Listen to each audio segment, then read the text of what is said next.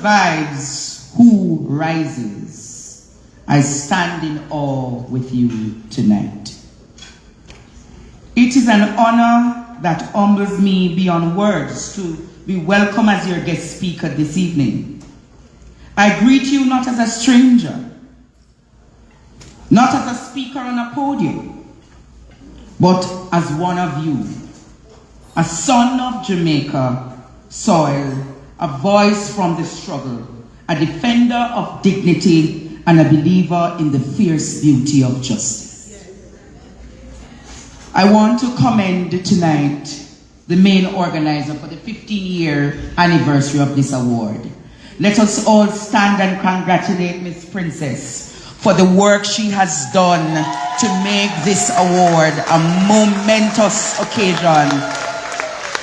It has not been easy for her to sustain this awards ceremony. With all her personal struggles, ladies and gentlemen, she has stood firm. She shines bright like a diamond. I want to thank you for your unwavering support to Canada, to Jamaica, to the women and the children across the world, and to every woman, mother, sister, daughter, advocate or ally. Your presence here tonight is a declaration that the time for silence is over and the time for action is now.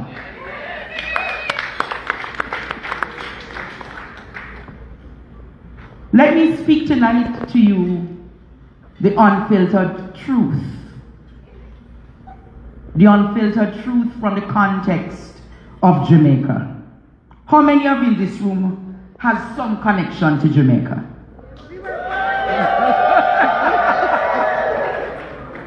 And because you have that connection to Jamaica, you understand the crisis that is on the land. Let me speak plainly. Jamaica is in a state of emergency. Not just economically, not politically, but morally, we're bankrupt. Our girls are being hunted, our children are being brutalized, and many of our women are being murdered and buried. In 2023, ladies and gentlemen, the Violence Against Children and Youth Survey delivered a truth that many of us already know. But now, it is undeniable. What is that truth? More than 3 out of 4 Jamaican children have experienced violence in their lifetime. Let me repeat that. More than 3 of every 4 Jamaican children have experienced violence in their lifetime. Nearly 1 in every 4 girls has faced sexual violence in childhood in Jamaica. This is not merely a statistic, ladies and gentlemen. These are our daughters, our nieces, our babies, our students, our neighbors who are being hurt, who are being violated, who are being abused, and who are being killed. And yet, we are still asking, does the system work? Does it work? Does it work, ladies and gentlemen? No. Does it work? No. Have we seen it work in the last few years? We'll get into the further statistic tonight. I'll remind you of some of those names of young ladies it never worked for. Do you remember 14-year-old Raven Wilson, a third-form student at Ocho Rios High School, who was killed October 2018? Who remembers Yetana Francis, who was raped, stabbed, and burned while innocently venturing to buy a meal from a community in a shop in Arnett Gardens? Who remember 2023 when 9-year-old Nikita Noels was reportedly raped and strangled by the beloved mother boyfriend? Who remembers Daniel Rowe, who, on her way from school, her father's loved one stashed her away, murdered her, slashed her throat. Who remembers these cases? I could have gone on tonight to Jamaica and Canada, but the truth is, it is so much. The cries are plenty. The children are hurting. The women are hurting. The women are hurting. The children are hurting. And when you consider women and children hurting, how then as a nation can we progress? How then as a nation can we move forward? How then as a nation can we survive? Who remembers Ananda Deal? To date, no sign of Ananda Deal. Who remembers Shanta, who has been missing for 5 days before the shocking discovery of her body beneath a pile of rubbish in a section of Stirling Castle in St. Andrew they call Blue Hole? Let me make it clear, ladies and gentlemen, if our women and children are unsafe, then nothing is working. Let me repeat that. If our women and children are unsafe, nothing is working. Not our governance, not our laws, and surely, ladies and gentlemen, not our morality. The time has come to face the painful truth. What is that painful truth? Violence has become normalized in our communities, in our homes, in our schools, and in our streets. We do not have a crime plan that works for all. We have a cultural crisis, one of silence, one of patriarchy, and one of institutional betrayal. Femicide in Jamaica is also alarming. A country with 3 million people, and Jamaica has the second highest femicide rate in the world. Let that sink in tonight, ladies and gentlemen. We're not talking about accidental deaths. We are talking about intentional murders of women because they are women. In 2023, this is the latest statistic, an estimated 8.29 per 100,000 women were killed on account for their gender. These numbers exceed the World Health Organization threshold for femicide epidemic. Who remembers? Who remembers? Who remembers? I want to say this again. Who remembers Donnelly Donaldson? Today, her mother still can't find her body.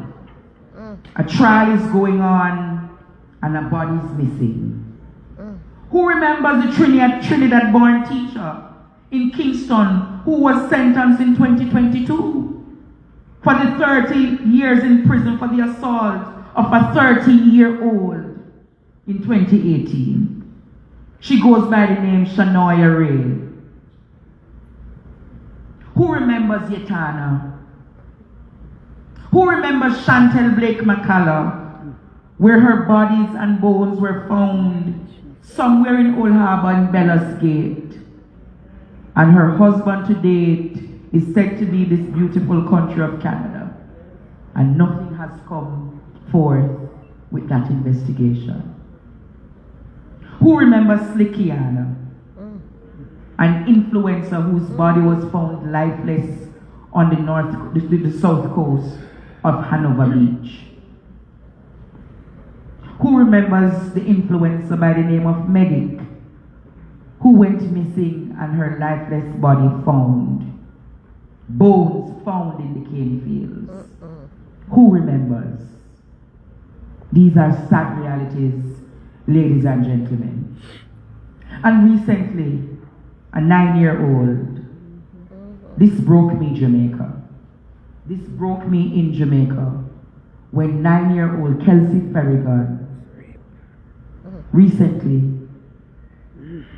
raped killed, and placed in a barrel.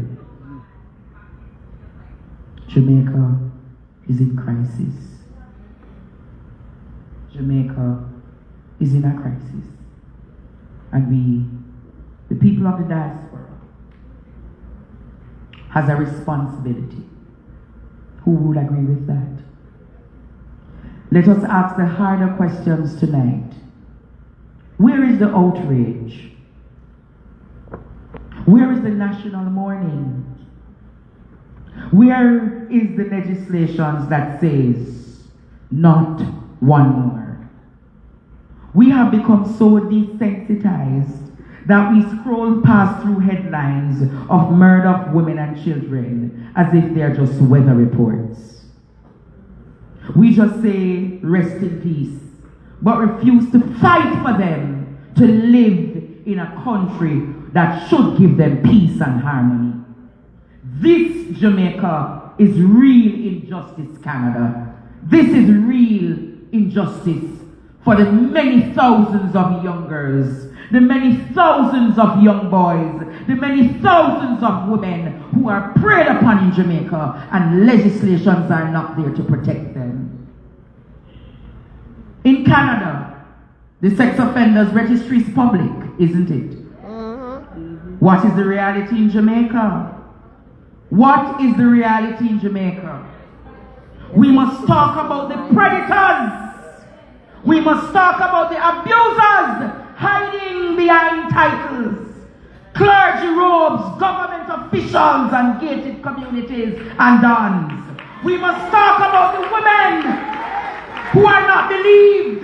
We must talk about the children who are not heard. We must talk about the system that has failed them time and time again, and it has never delivered any form of justice. Jamaica still hides, and this is very passionate about. I'm very passionate about this subject. Jamaica still hides the sex offenders registry from the public. Let me say this clearly.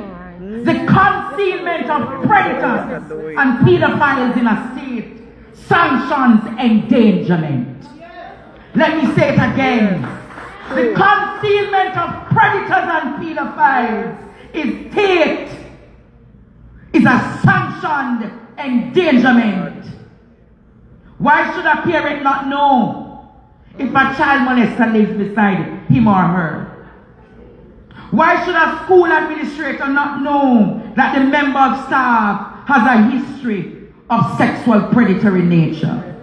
Why should the family not know? Why should communities not know? Why should the public be blindfolded that down that road, that man, that woman has a history of sexual predatory nature to our country?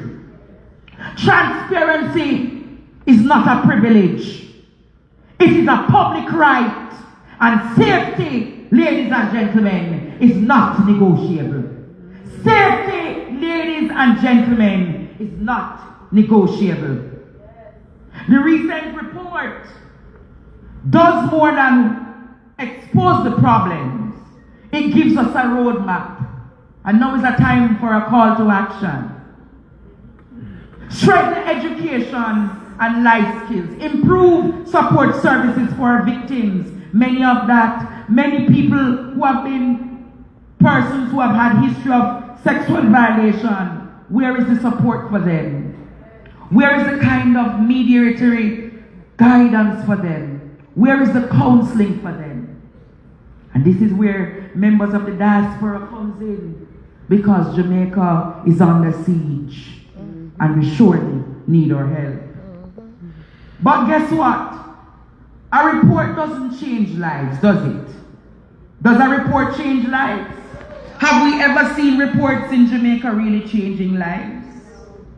Policy backed by political will changes lives. Programs funded with real dollars that are monitored, not programs that are giving away free money. Programs that are monitored and evaluated needs to be done to support women and children, boys and girls in our communities so that they can get over this psychological trauma. Because trauma built up carries decades of memories. Memories that many women to date who have had childhood memories of sexual violation have not gotten over that. Many of them are hurting. Many of them need our help, Jamaica. Many of them need our help, Canada. What will be our response?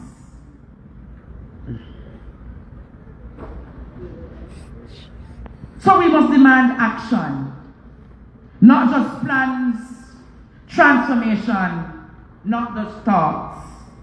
Diaspora family, Jamaica needs you. Miss Princess, Jamaica needs you. Ladies and gentlemen, right here in Brompton tonight, Jamaica needs you. Your voice here in Canada carries power because you're the diaspora, aren't you? Use it to call for legislative changes.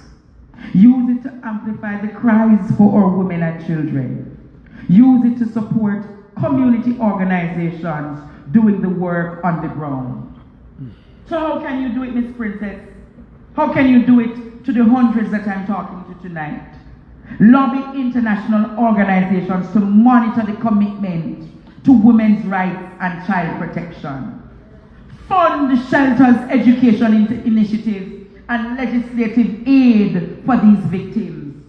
Partner with organizations to build safe spaces online and offline. Demand action through diplomatic channels because global pressure leads to national change. And when you ask, surely they listen. That is the power of the diaspora. A journey I began as a little boy at Waterford Primary, asking questions others were afraid of. They called me Father God. I found my voice not in comfort but in struggle. I've stood before crowds, cameras, courts. I've stood with women violated, children discarded, families broken by injustices. But what keeps me going is purpose. Not fame, not fearlessness, but a deep belief that every Jamaican, every human deserves dignity.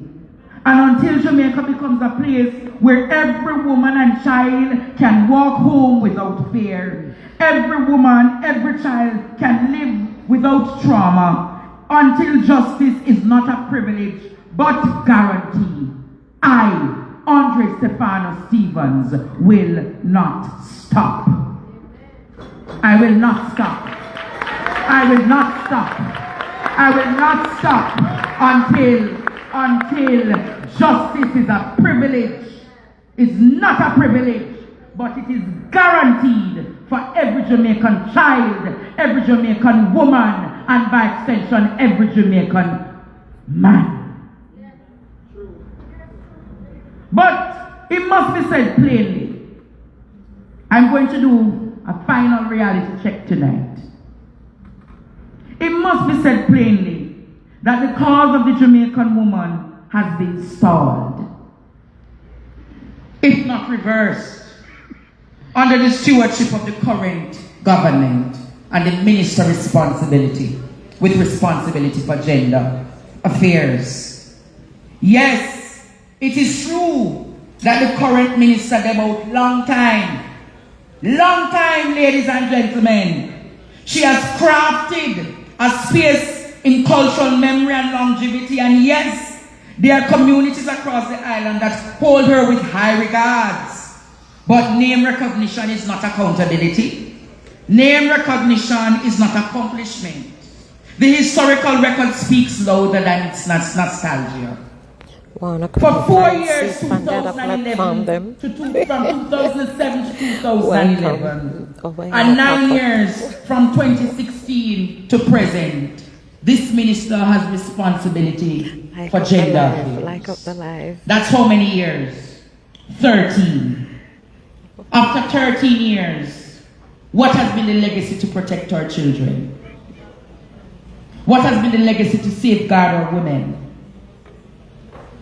What has been that legacy? I'm not here to bash anyone tonight. I'm here to present the facts and the realities, ladies and gentlemen. We cannot be on stage And this is a reality that you all can agree with. That 13 years of underperformance cannot continue. We need to understand that we cannot wear trinkets or something decorative or ornamental. But the role demands an armor. It demands a spear. It demands a shield.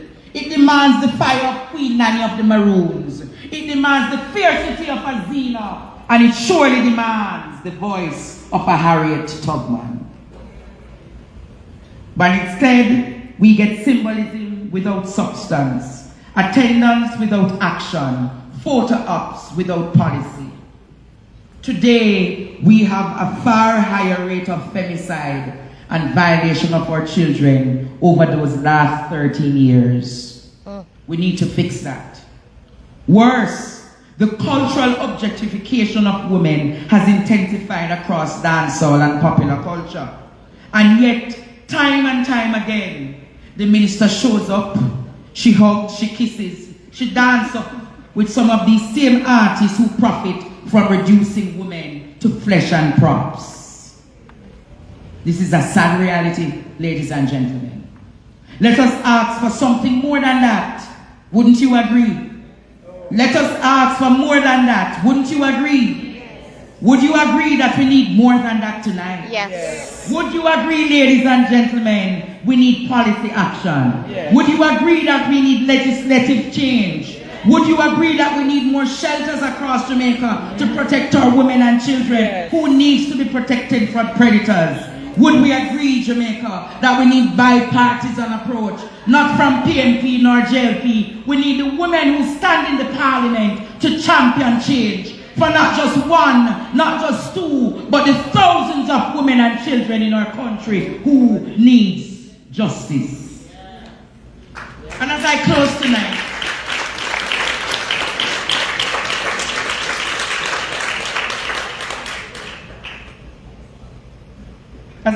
tonight,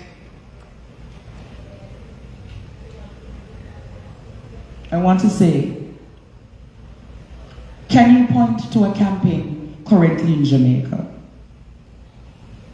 that focuses on protecting our children and our women? In recent times, a nurse,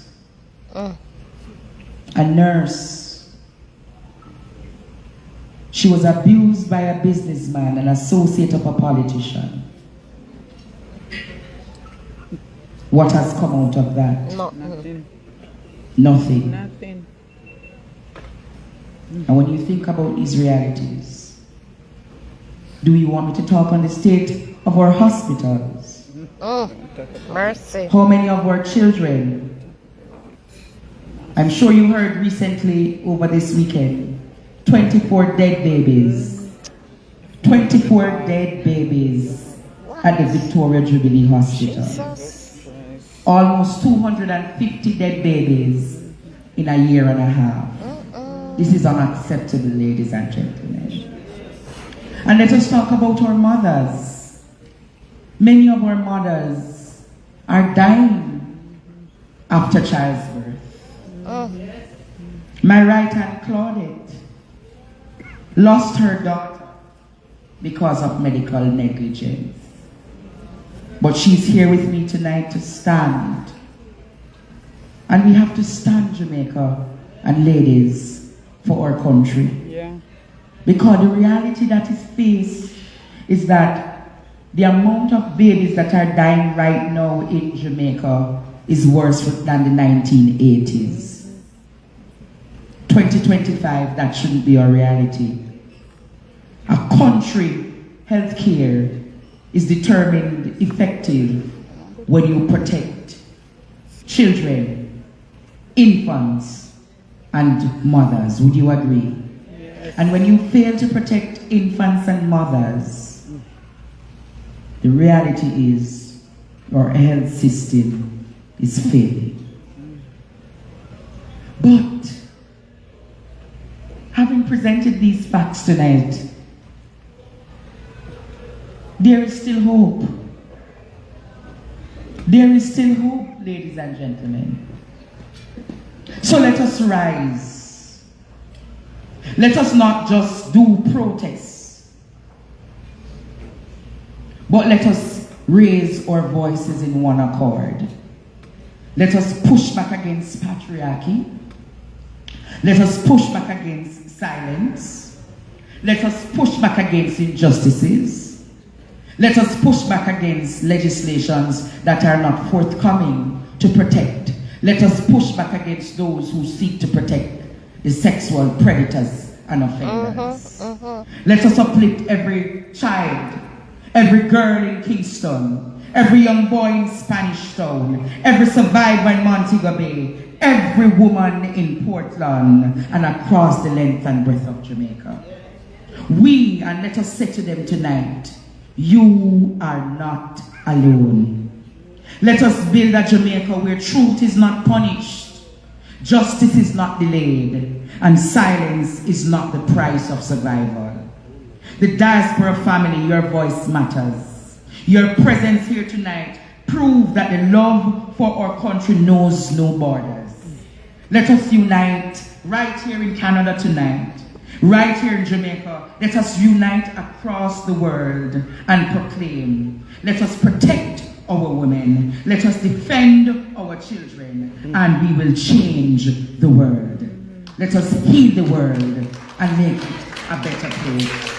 Let this not be another event. Let this become now a movement. Let this, as long as I have breath, I will remain what they called the people's defender, the voice of the voiceless, the truth speaker, and always your brother in the fight of justice. Thank you. Walk good, and the world is love.